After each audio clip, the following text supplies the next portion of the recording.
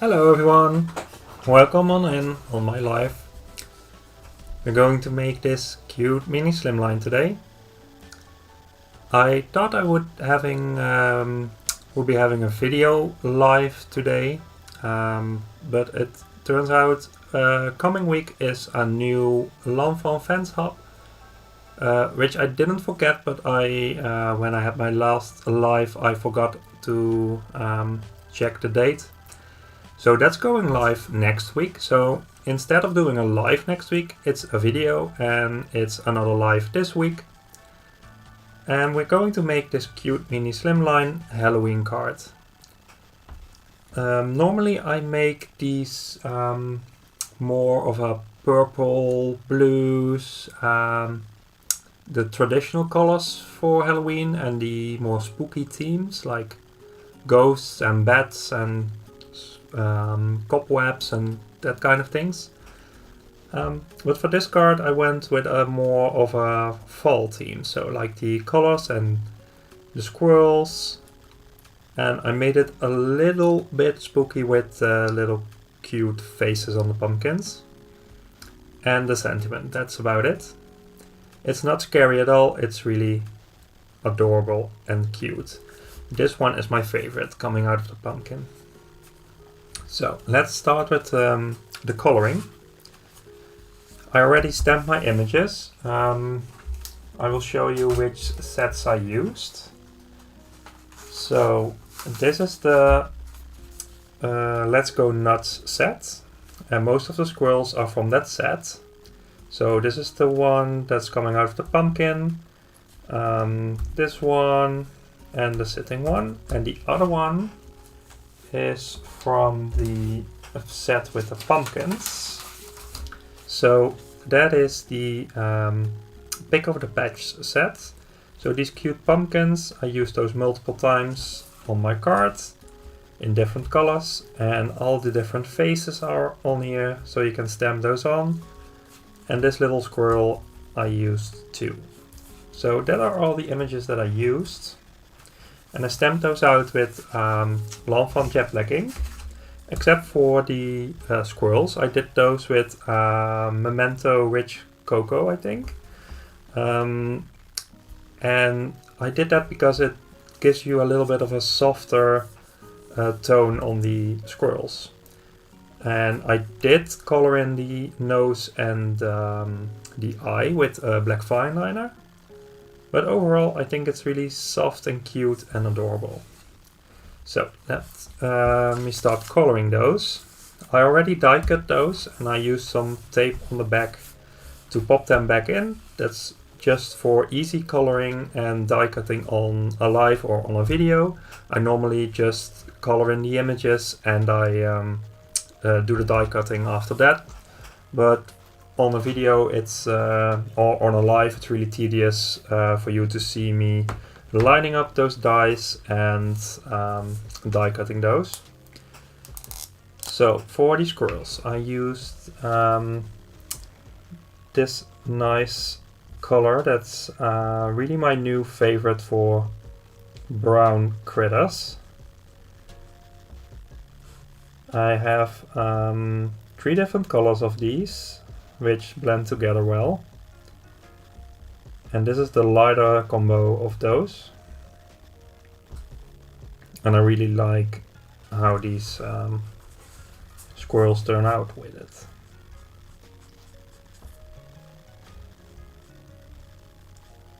So I'm just doing some simple shading.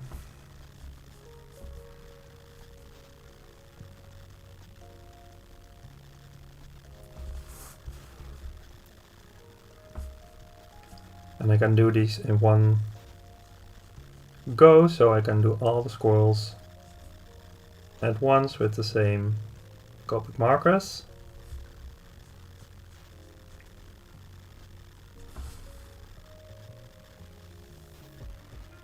This little squirrel is so cute too.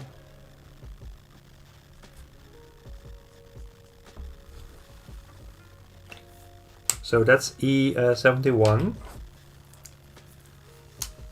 Hi Sophie. Hi Lizzie. Hi Peter. Hope all is well. Stopping to say a quick hello. Sorry I can't stay for the live video since I have to get back to work. Catch you on the next one. Take care. Thanks so much, Lizzie. Just saying hello is also quite fun for me too.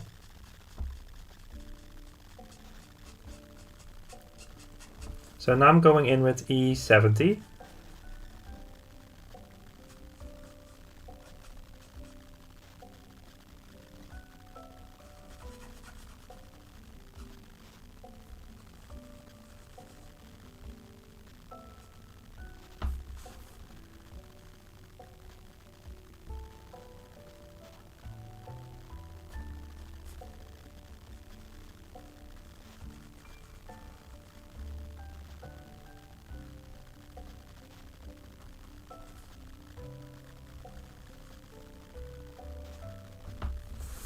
I went a bit out of the lines there, so let me quickly take my colorless blender so I can clean that up for a bit before I forget.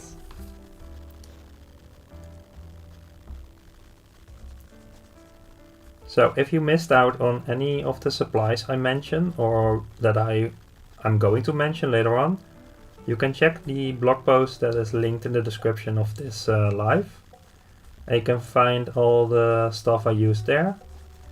And if I forgot to mention anything or if something isn't clear, you're always free to ask me now or later on. You can find me on Instagram or you can ask me here on YouTube.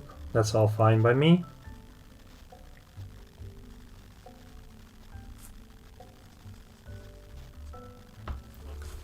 And now that I did the first blending, I'm going back in with E71.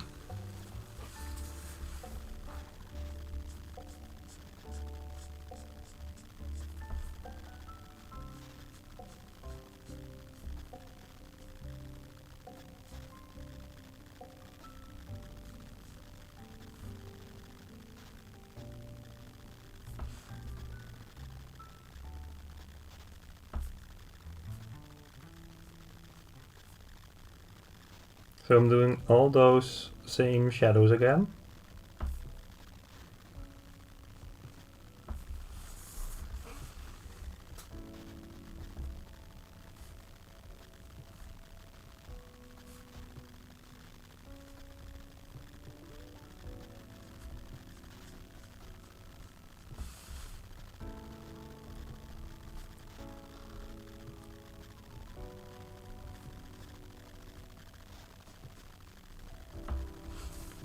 And now I'm going back in for another layer, but just on the edge of things.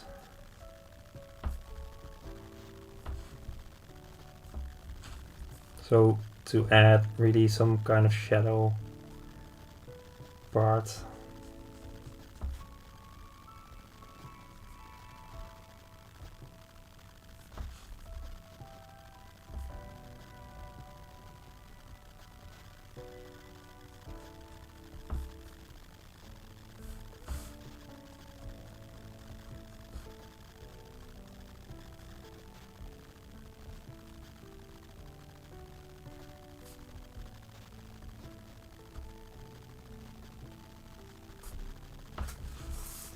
So that's that for the browns. Let me turn up the music for a bit. Is that better?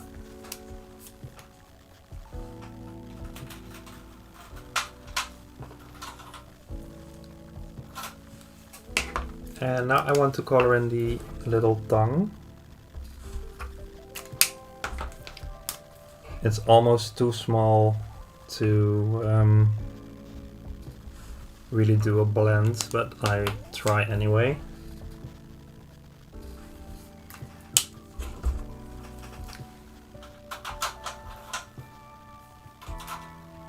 And now to add some cheeks.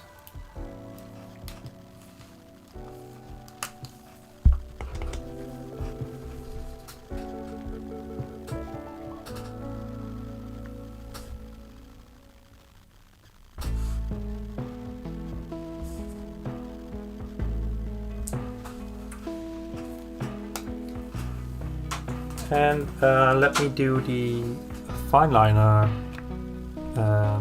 part right away. So you can leave it like this if you want to, but I thought it would be fun to color in those lines. I didn't do the mouths on this one, but I wanted to try it with this one, how that looks, for future reference for myself. So I know which one I like better.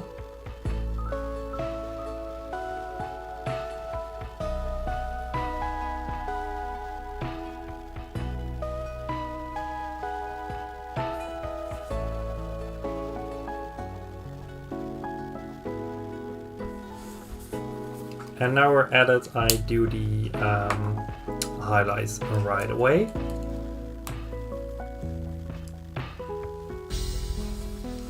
So I'm using a white fine liner.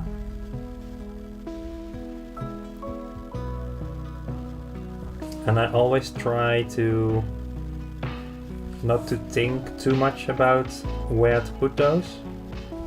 And just do them where I feel they look good, and I like to go in roundness of things, if that makes sense. So in the back here, and in the tail, and in the head. And also, this is a kind of new thing for me, is adding a few dots to make them extra cute. So for the highlights themselves, I always do a line and a dot as well.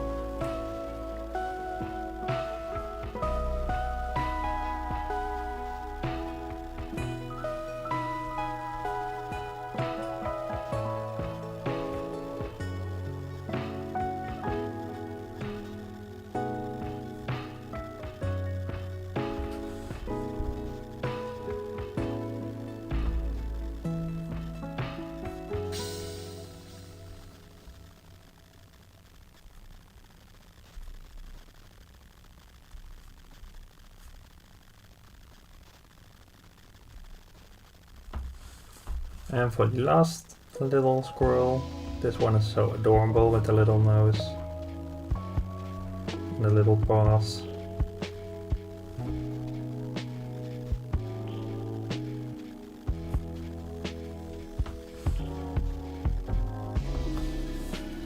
So that's that for the squirrels.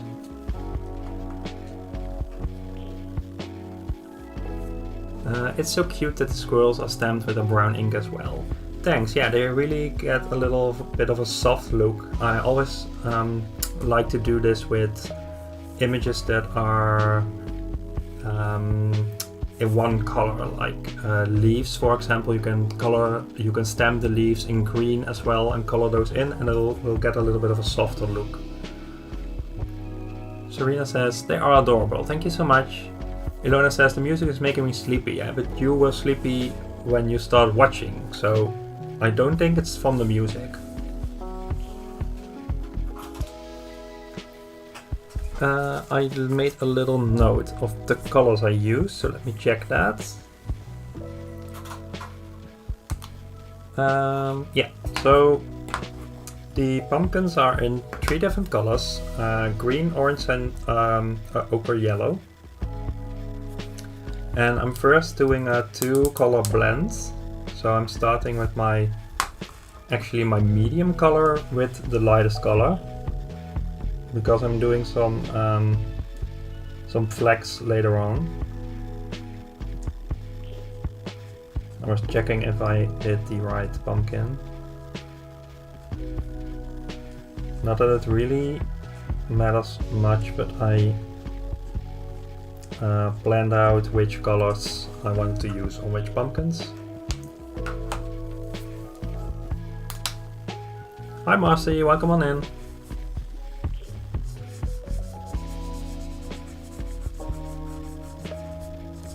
So I'm blending this out with my lightest color before I color in the whole pumpkin.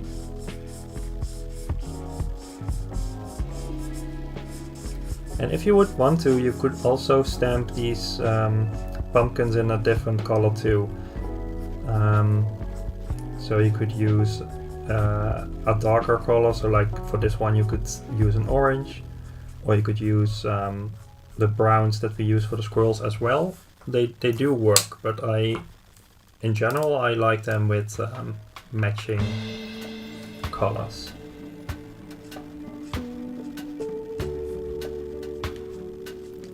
So I'm going back in with the darker streak, so with a medium color. And then I'm going back with the lighter color again.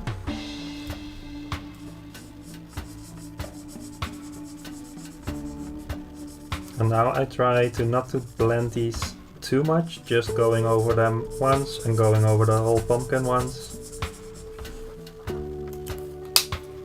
And then I'm going back with the medium color.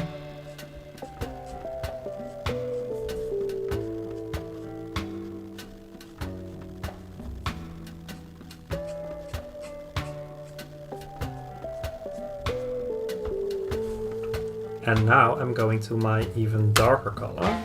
So this is the darkest one. And I'm really careful with my streaks because it's a really dark color.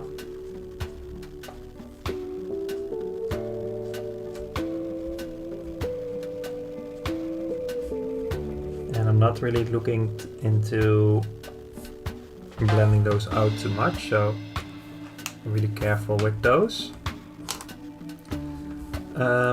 And for the stem, I'm doing the same brown that I used just now for the squirrels, the E71, but I do this with the darker one, E77.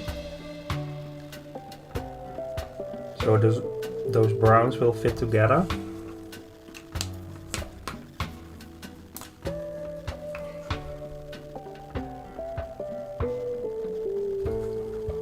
So I did the darkest color, blended that out with the lighter one, and now I'm doing a little bit of the darker one, and that's that.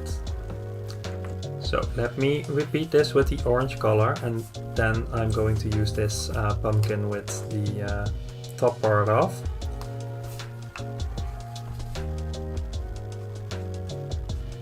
So it's the same technique. I'm doing a few flicks,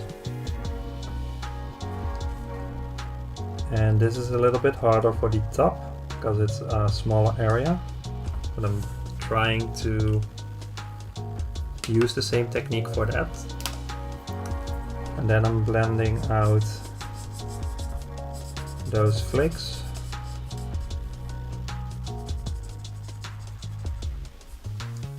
And then I'm coloring in the whole pumpkin.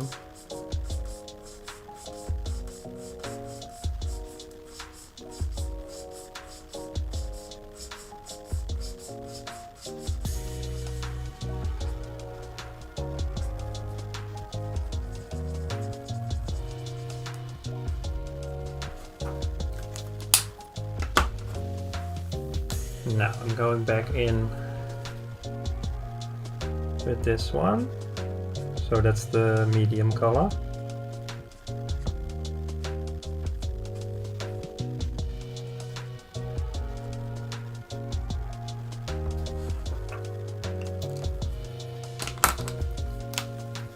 And I'm adding a little bit of the lighter color again.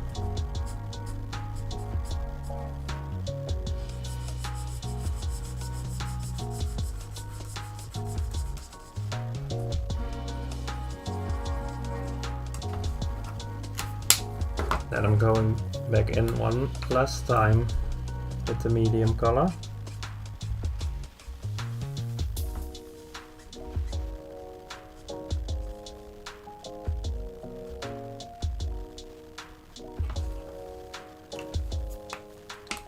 And then I'm taking the darkest color .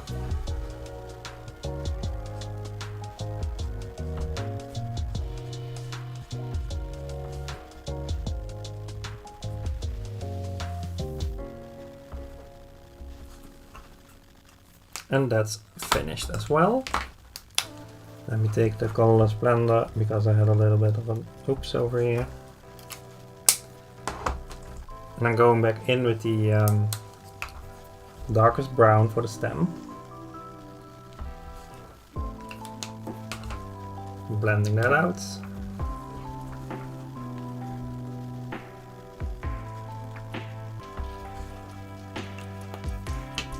And then I'm going back in.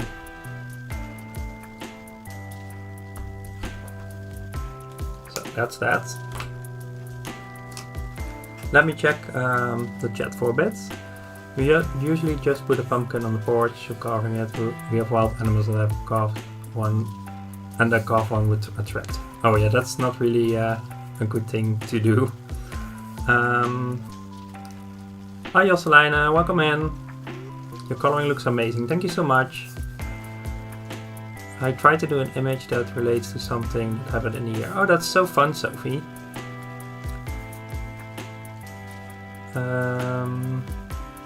Carving is too much hassle for me to even buy a chopped up pumpkin for my soup. Yeah, I understand.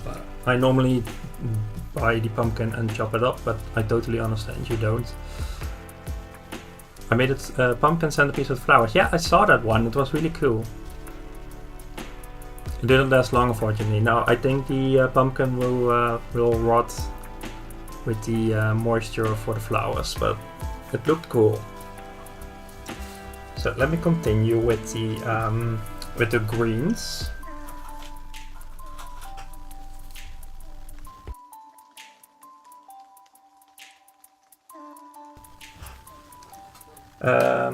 Let me check my list real quick.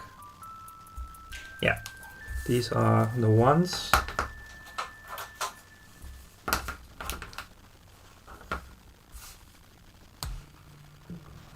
So it's the same technique. So I'm doing the medium color for some flicks on the bottom and on the top.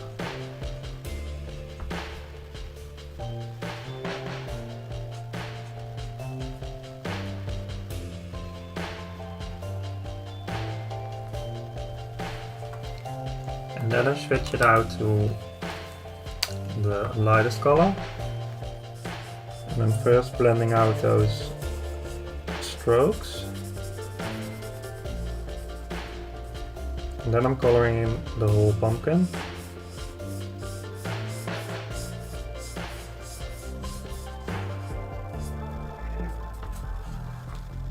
And then I'm going back in with the medium color.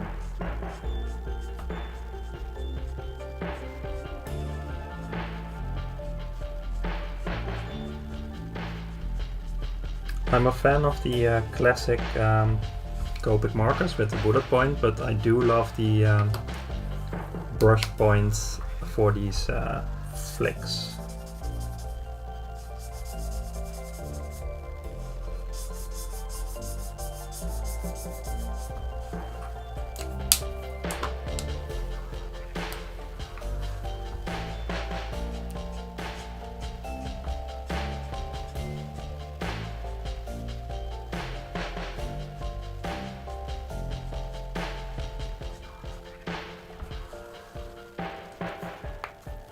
And now I'm introducing my even darker color.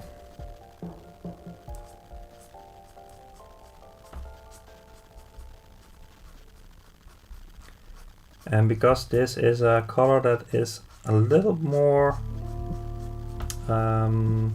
like for the orange, it really blends well with the orange. It's like the same family. And this one is a little bit off, so I'm just going in with my medium color on those brush strokes I just did.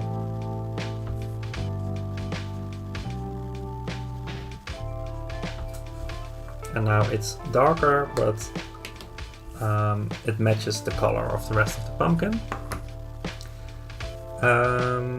And now I'm going to color with the same colors on one of the smaller pumpkins, and the other pumpkin is going to be an ochre yellow, which I'm doing after.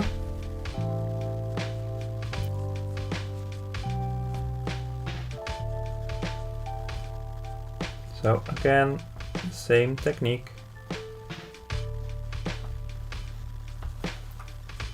Oh, and I know I didn't do the stem of that one yet. I will do those all at once when I'm finished coloring these.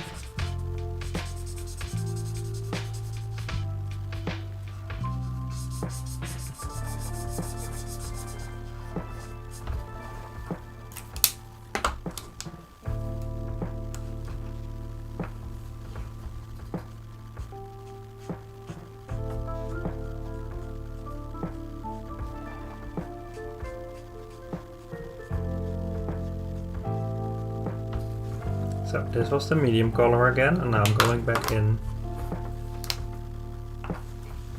with the lightest color.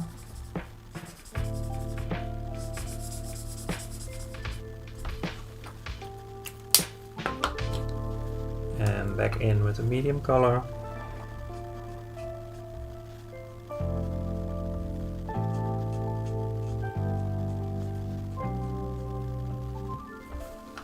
It's a lot of switching between colors and a lot of layers. But I think these pumpkins turn out really cute if you give them a little effort. If it's too much for you to do it this way, you could also just color them with a normal gradient like you would color any other image. And that sure would look fine too.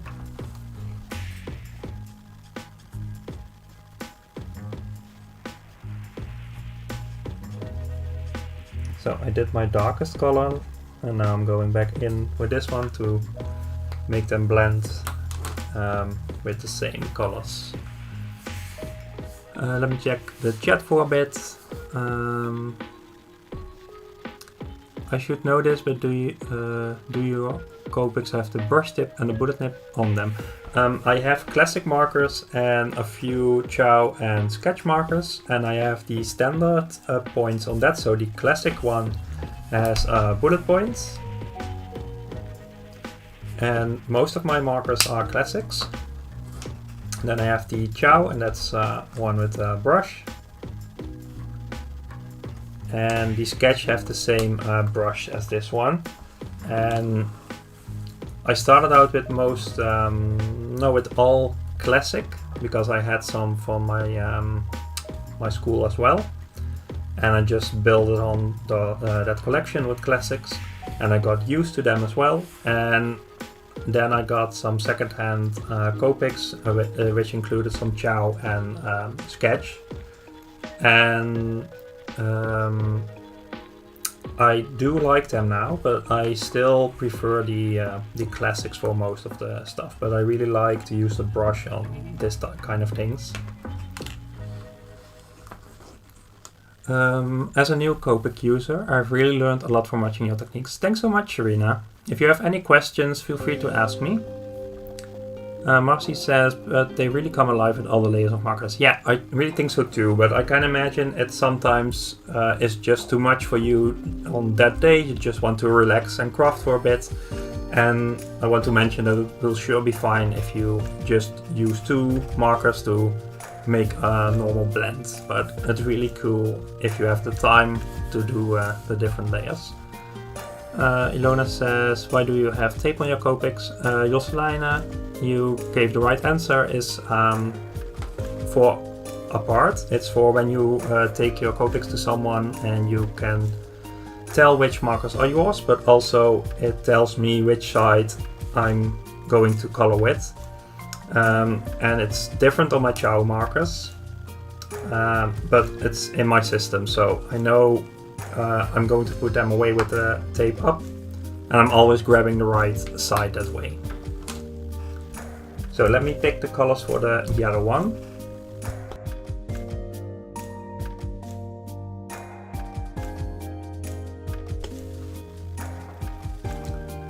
Let me check my lists.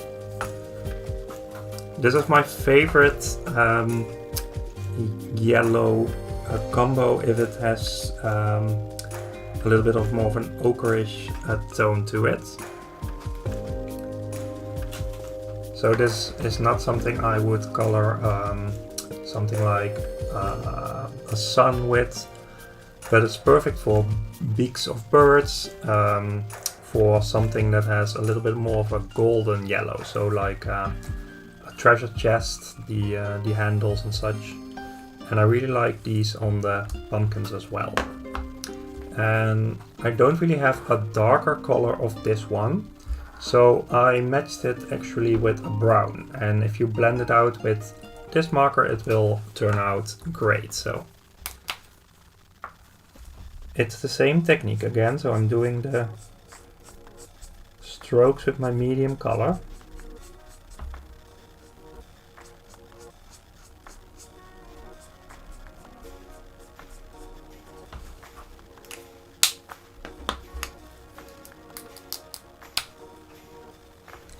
And then I'm going back in with my lighter.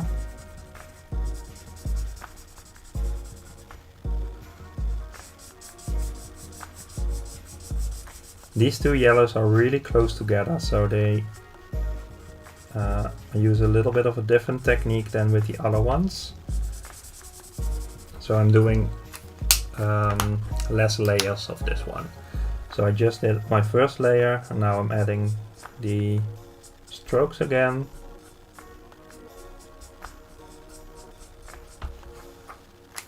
And now I'm going in with my darkest one, which is actually a brown.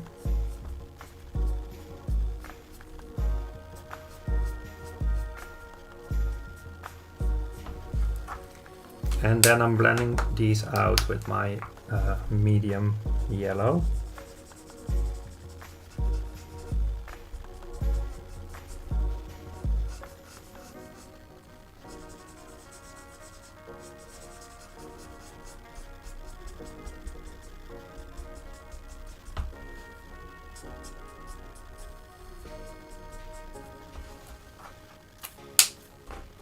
And I think the middle part just needs another layer. Like that. And then I'm going in with a few strokes of the brown. And I went outside of the lines for a bit again, so using my blender. Let me put these markers aside, because I won't need them for now.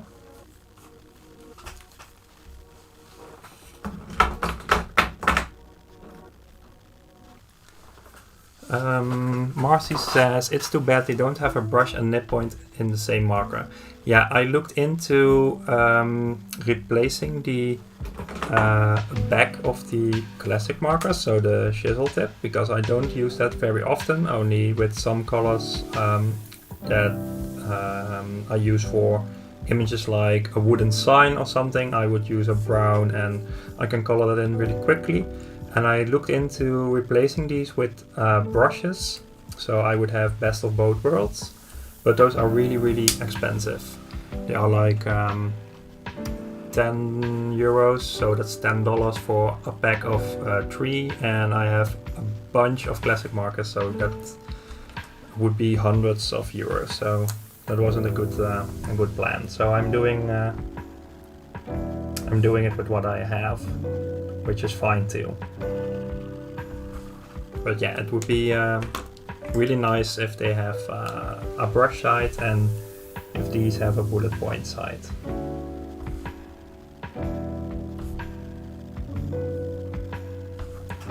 So I'm doing the stems real quick.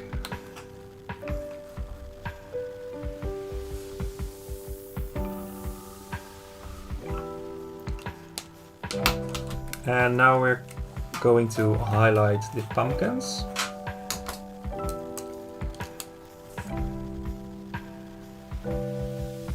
And like with the squirrels, I do the highlights in the roundness of things. I don't pick every side, I just pick the left corner and the right corner. And I add a few of these little dots. Oh yeah, and a little bit of highlight on the stem. Most of these stems will be covered anyway, but let's highlight them.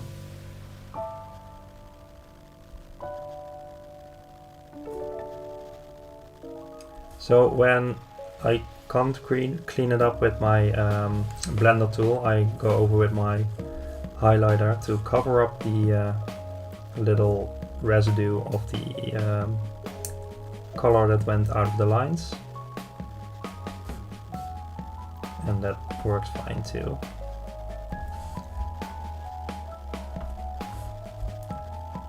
So for this card, or this pumpkin, it's a little different because it isn't a whole piece. So that's that.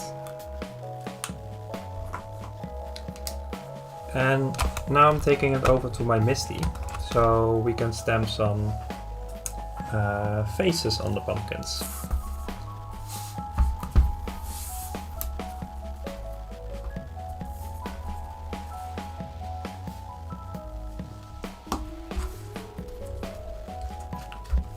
So in the set with the pumpkins, the Pick of the Patch set, we have these little faces.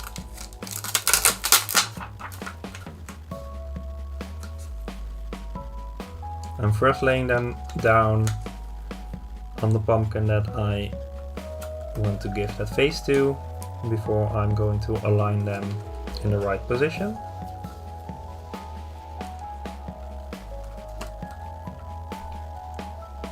And it's fun how many faces are in here, so there even are 2 faces more, and there are some glasses you can add, and also the tendrils as well, if you would like to. And this is always a little difficult on a live stream or in a video, because I want to look right on top of it, but I can't because my camera is there. So I do my best to align these, but it takes a little more effort than when I'm just crafting on my own.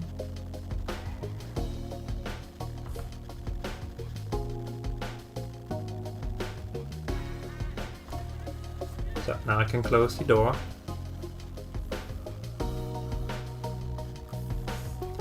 They should really call that blender pen an eraser, yeah. I think it's more like a blending solution, which you could use to mark things. T-Pex, yeah, that's also what you could use for these kind of mistakes. So I'm just using my Lawn Fawn Jet Black ink.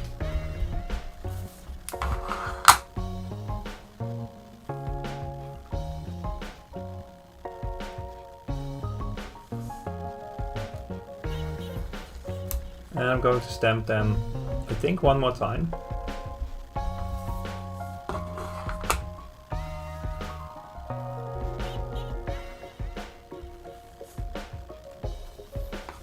Yeah, those looks fine. Let me clean off the stamps real quick.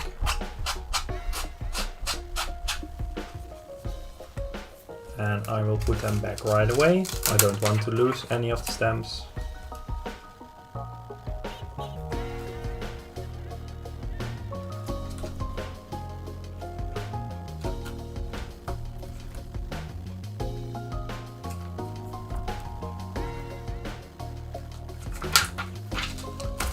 And I can take this out of my Misty, and we're going to pop out all the images. Normally this is the point where I'm going to die cut. I think it's easier to remove the tape from the back.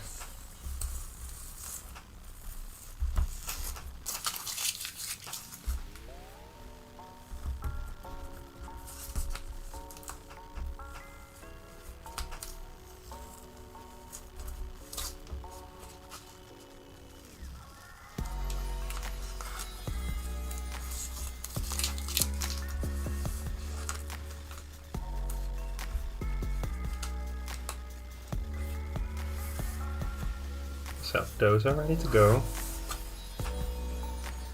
Yeah, it's easier to take the tape off.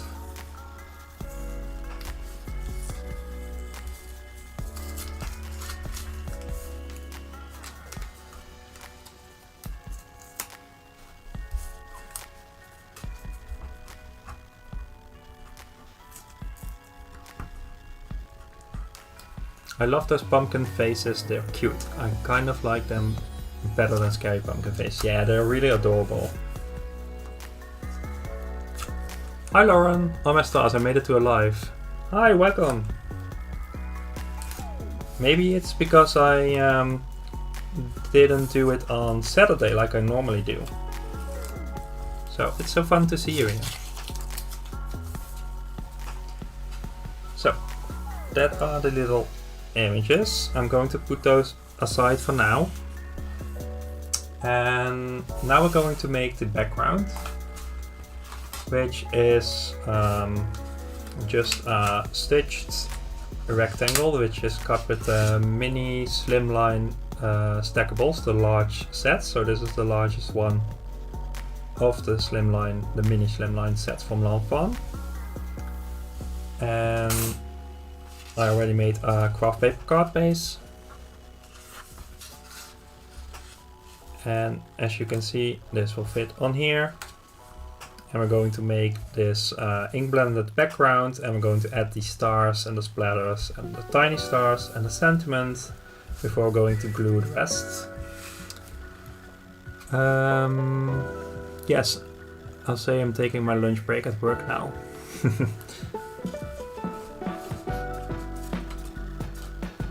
So, to prep the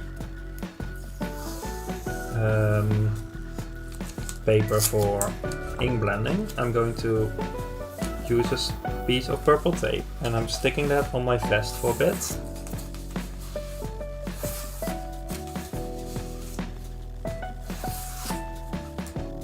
And that will make the purple tape a little less sticky. And I'm going to use my card as a reference for me to see where to put the tape.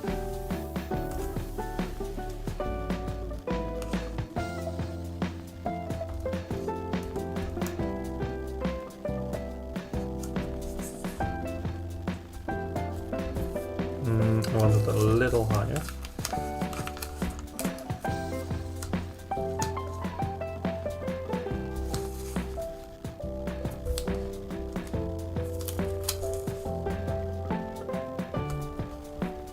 So I'm using those stitched markings as a guide to stick it on in a straight line. And I'm taking my glass work surface to ink blend. Normally I have a media mat, a glass media mat in here, but it reflects the light. And I'm doing live or videos. This one will do too, but now it isn't the whole surface that's reflecting. And I'm taking Distress Oxide Squeeze Lemonade, and I'm taking my blending tool for that one, and I'm just going to blend from the middle on out like this.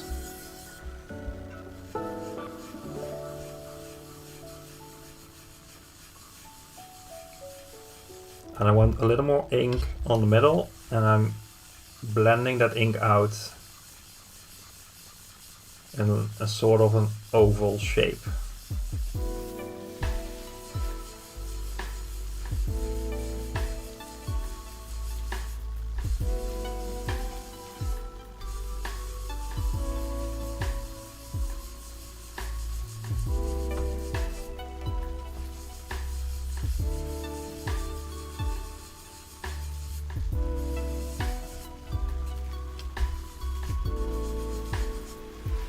I think that looks alright.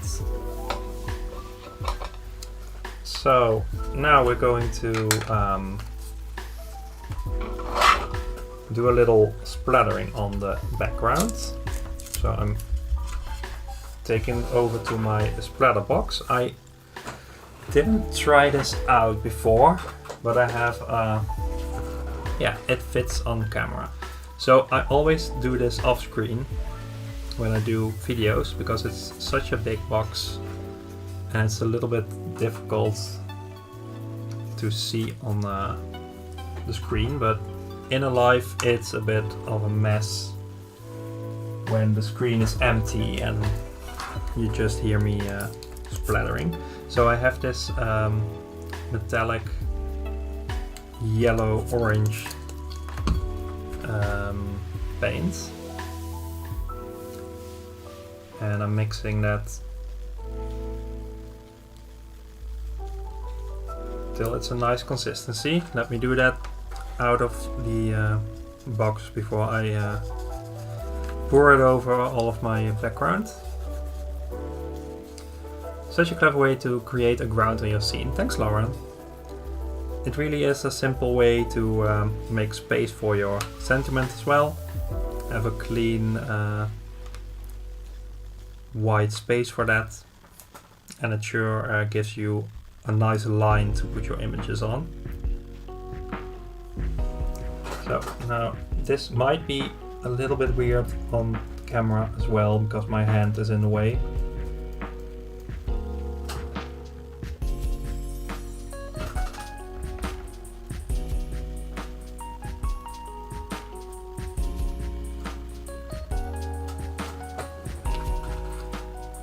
Let me see if I can make a few bigger splatters.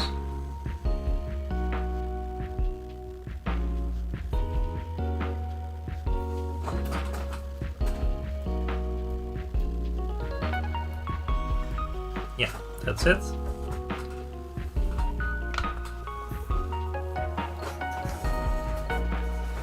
I clean up my brush for a bit.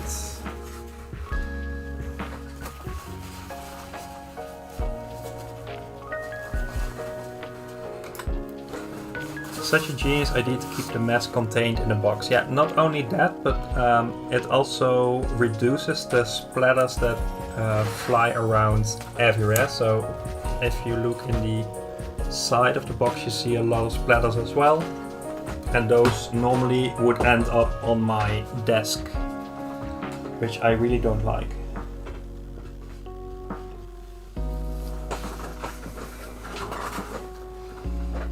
And now I'm carefully removing the tape. This is still drying, the splatters, so I have to keep that in mind. And before we're going to cut the stitch stars in, we have to let it dry, but we can carefully put it in the misty and make the sentiment.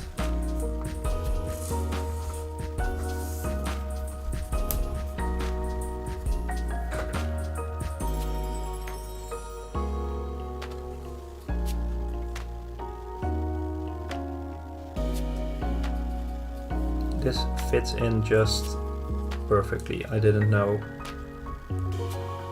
that would be such a perfect fit, because I normally use my bigger misty when I'm crafting by myself. You can use the Happy Halloween that's in this set, but I don't like this font very much. It's not that I hate it, but I'm not the biggest fan. So I'm using the Happy Halloween that I found in the Booyah set. This is also a little bit of a bigger sentiment.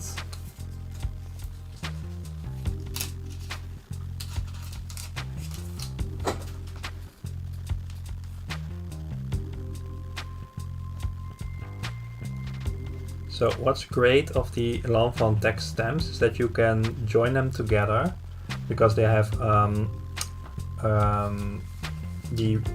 it's just a rectangle with a straight edge, so you can put those together. And they also it's not a great set to show this, maybe this one. So if you're going to make a sentence and you put those stamps together, they have the perfect spacing in between, so they really fit well together and you don't have to worry about spacing between words. So that's what I really like about these Lawn Fawn stamps with the texts. I like to measure this out for a bit. I'm not doing it super perfect, but just so that I know it's sort of in the middle.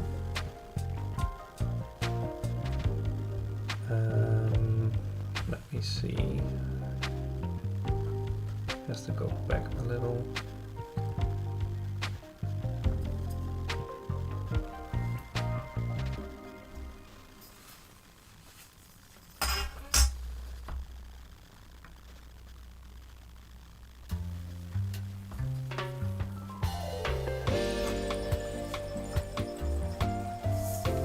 And I'm using Lawn Fawn jet black ink again.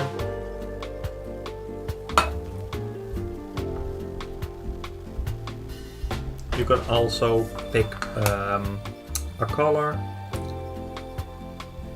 You can use any other ink color to stamp this.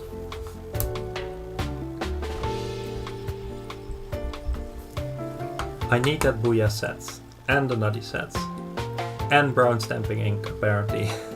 I'm sorry. Marcy says, never mind when heads or hands get in the way in videos. It's hard to craft and you can see what you're doing. Yeah, that's really true. I try to have them out of the screen, like directly into your face. But sometimes it's hard. Where's my money flying out the door emoji?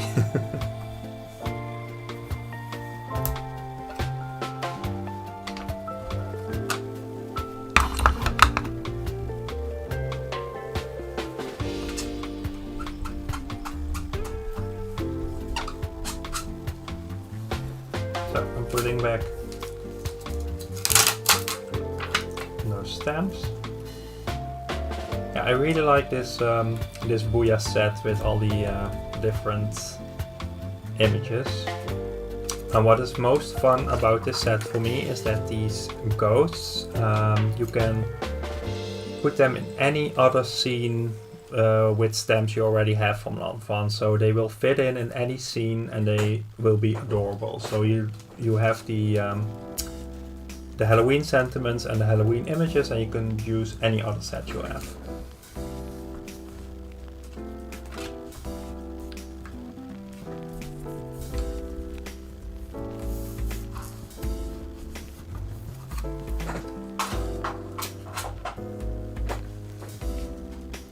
So I think these little dots are dry now.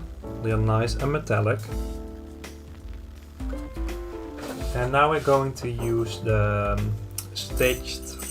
just stitched stars from Lawn Fawn. Lauren says, Booyah is definitely one of my favorites. I've had it forever. Yeah, I think it's one of my first Halloween sets. I think I got Costume Party and Booyah. And I have it for so long and I used it so many times already. It's such a fun set. So I'm on the same team, Lauren. I use my card here as a reference because it's easier to reproduce it like this. But let me tell you how I figured out where I want to put the stars. So I first aligned all the images just on my card, and I'm going to do that later on as well.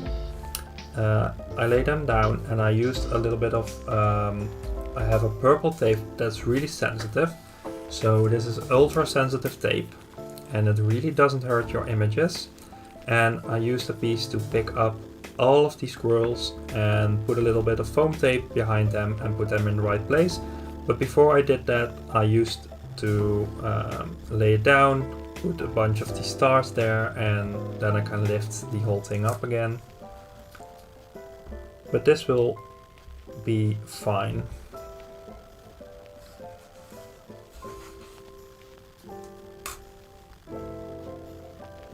But that is how I initially planned out where to put all these stars. So I'm using some pieces of tape.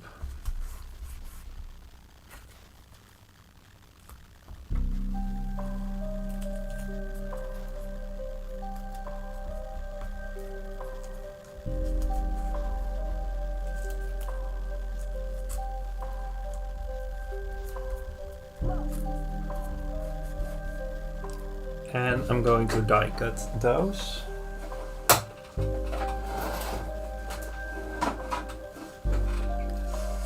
I will do that off screen, really quick.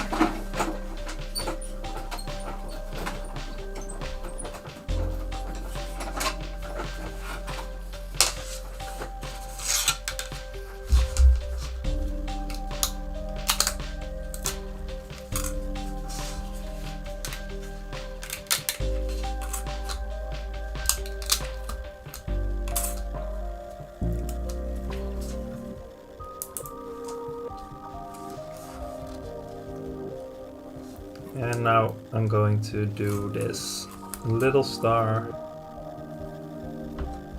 on 2 spots. So I'm doing that off screen again.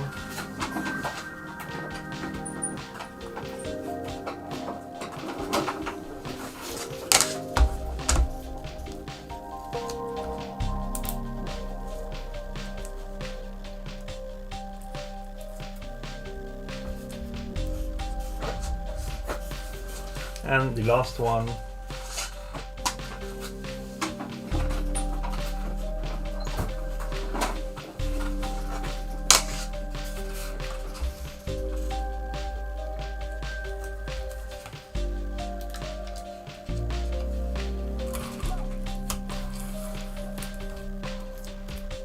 Let me put those away real quick. And now I want to stamp on some little stars as well. And I'm doing that with Distress Oxide Carved Pumpkin. And the little star that you can find in the Pick of the Patch set. These stars and also often it's a heart. You can find those in many of the Lawn Fawn sets.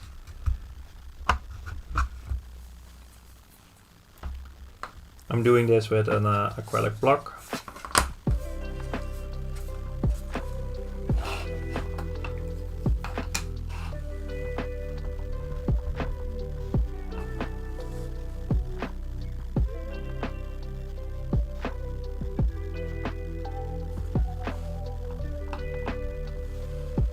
And I'm doing one on the edge of the where the tape has been, which really breaks that line visually.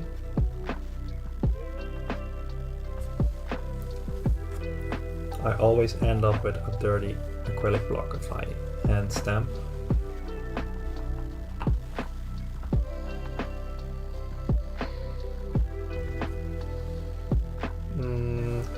Let's see. One over here. And I want to add one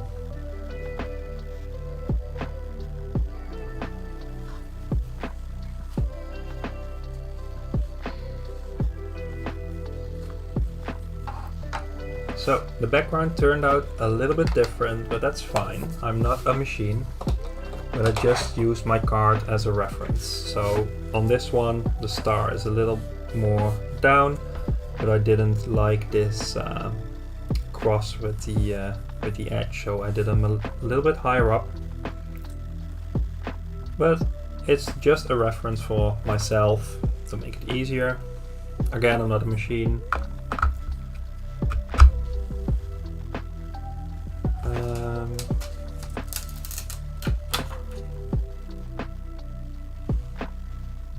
So this is maybe a dumb question for me as a non-crafter, but how come these dies only make imprints? They don't actually cut through the paper. Are they less high? These only have stitched lines. So they don't have a cutting edge at all. So a normal die, for example, this rectangle, you can see this straight edge that is a little bit higher, that cuts through. And the stitched part doesn't, and this one doesn't have that solid higher up thing at all.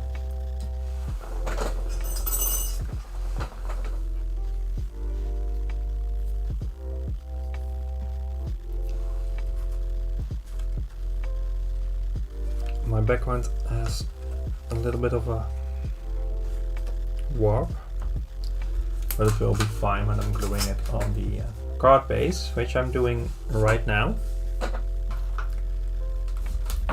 So here's my card base. I like to use craft paper as my card base. No particular reason, I just like it better than white cardstock.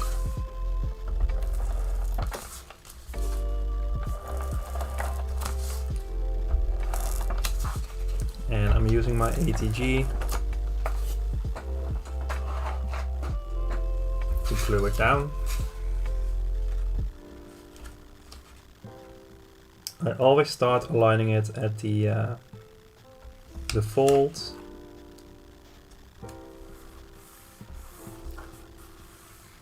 Because now I can trim off the little bit of excess we have here.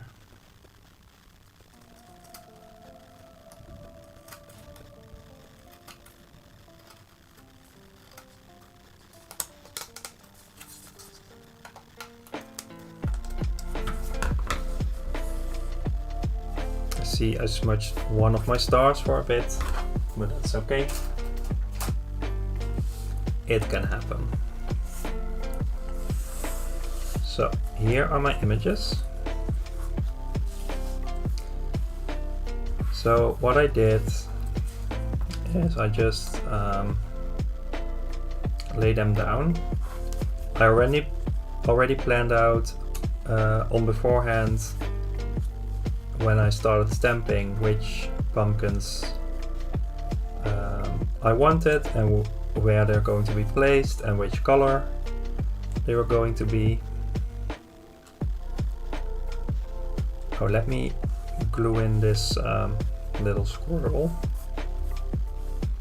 So we need to cut off this little tail because otherwise that will stick out.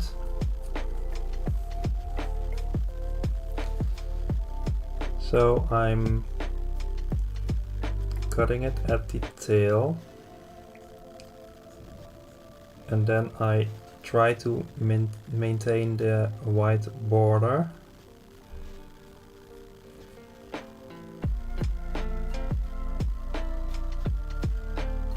So the arm will have the same white border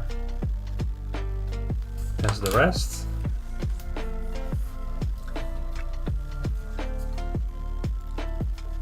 I love how you placed all the stars, especially the stamped ones. That's always tricky, adding enough but not too many and not too close. Yeah, I really feel you, Lauren, and thank you so much for the compliment.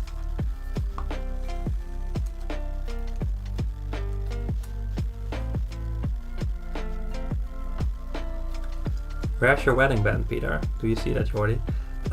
In summer, and I know it's fall already, but in summer my fingers swell up a bit and my wedding band doesn't fit really well. So it should be almost wedding band season again.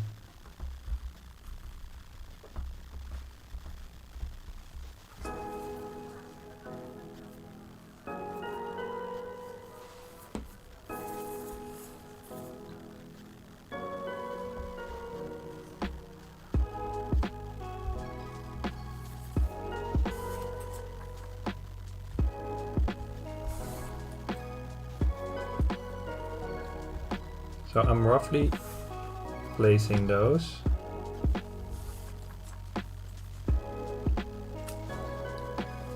And now I'm going to, let me remove this one and this one, because I can add those later. And this one as well. So I'm first laying everything in just the right position.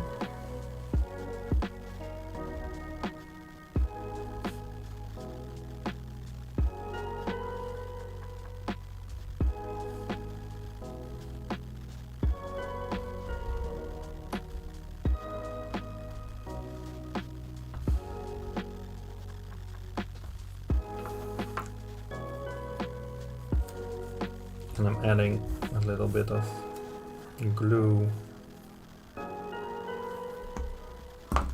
to this one.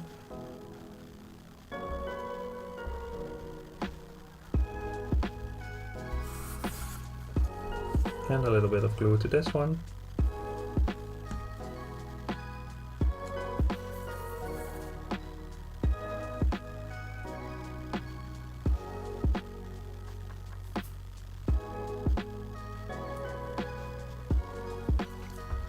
I just bought some silicone ones, but it happens to me too. I wear just a cheap ring, but I have to take it off when I shower and then I forget to put it back on. Yeah, normally I have it on 24 hours a day, but in summer my fingers swell up and it just doesn't feel really good. I don't need a ring to symbolize my love though, no, that's true. That would be a reason to get a second one. No, because that won't be the actual wedding ring, so that wouldn't work for me. Wedding band season, yeah.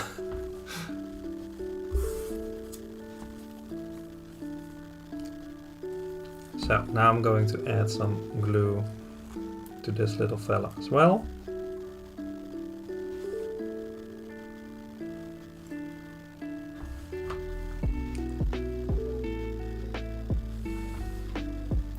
And now I'm using this pink tape.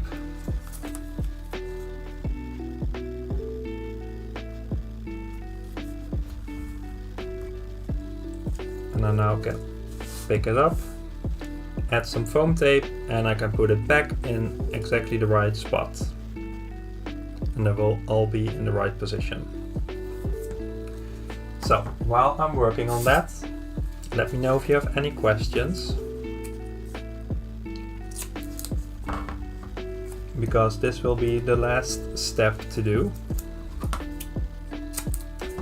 If you have any questions afterward, that is fine too. You can ask me on YouTube or you can find me on Instagram or on Facebook, and you can always ask me any questions you have.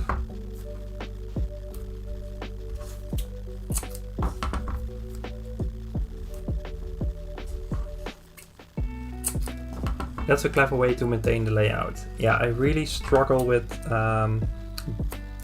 being satisfied with how I place things and then have to glue everything in the exact right position. So this is a trick I often do. And the pink tape sticks even less than the purple one. So it's a really good tape to don't damage your images.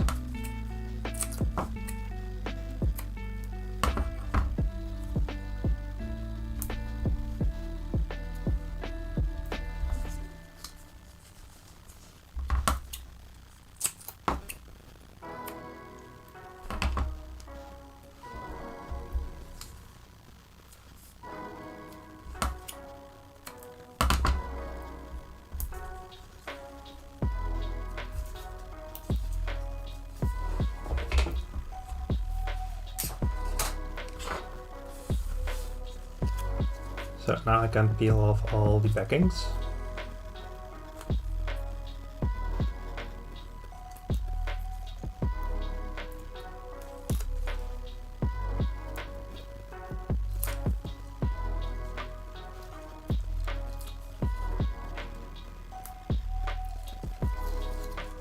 So I often lay down my images, I glue down images together. So the, for example, like I did just now, the squirrel in the pumpkin and this squirrel on the pumpkin on the left. I glue those parts together, so you can sometimes just glue those on your card piece by piece. But it's a little bit of a less of a hassle because some parts are already together. But in this case I want to have the pumpkins all in the middle on the right line. So I love to do it like this.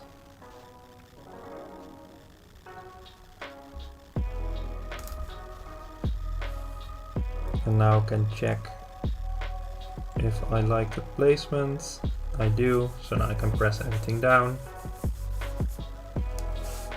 and then carefully peel off that tape, but as you can see it is really a super sensitive tape. And I stick this back to my roll because it will be useful a few times till it completely loses the tag. That's an excellent tin foam roll. Yeah, I have a really thin one that I often use just to lift off the images a little bit, to give it a little bit of depth, but don't bulk up your card. And I have the this one is a little bit thicker, so that's 2 times this size, and this is 3 times that size. And this is my most used one. And this is also the cheapest one I have, so that's nice too. So this is how the card turned out. Like I said at the beginning, I normally make more of, it's not really that scary or spooky, but just a little bit more spooky cards with ghosts and things like that. Purple colors, blue colors, pink colors. But I figured out to change up that color scheme for a bit and use different images. And this isn't really too scary of a card, but it's just a really cute Halloween card with cute colors and cute images.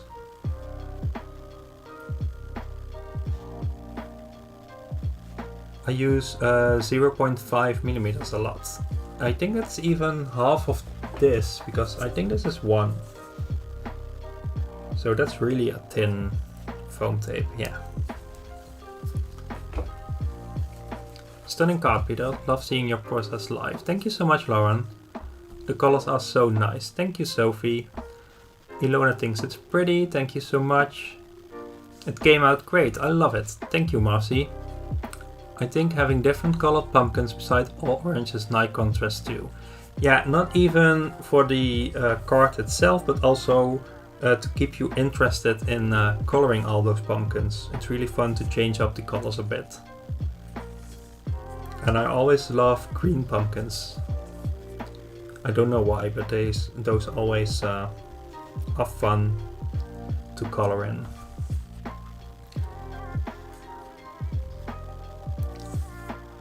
So that's the live for today.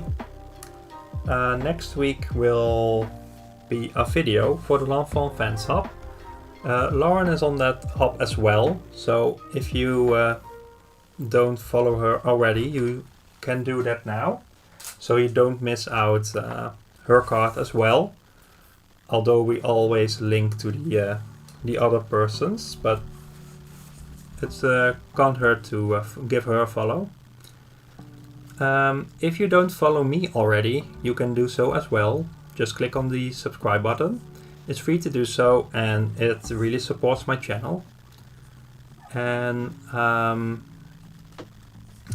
I think I have the video next week and a live after that, the week after that. So that's a little bit of the planning for my channel.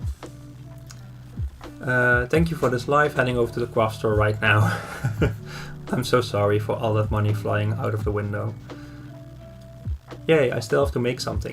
Oh, Lauren, you have a week to do so. I bet you will make something fun. You're too kind, thank you. No, thank you for being here and being my crafty friends.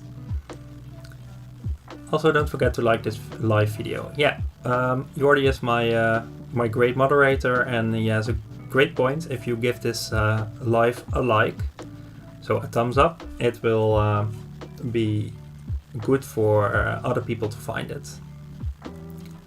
So thank you guys for being here. If you have any questions after this live, feel free to ask me on YouTube or find me on socials like Instagram or Facebook, and I will be happy to help you out. Thank you so much for being here, and I hope you'll be watching my video that's coming up this week, and that I will see you at my next live. Thank you so much. Bye bye.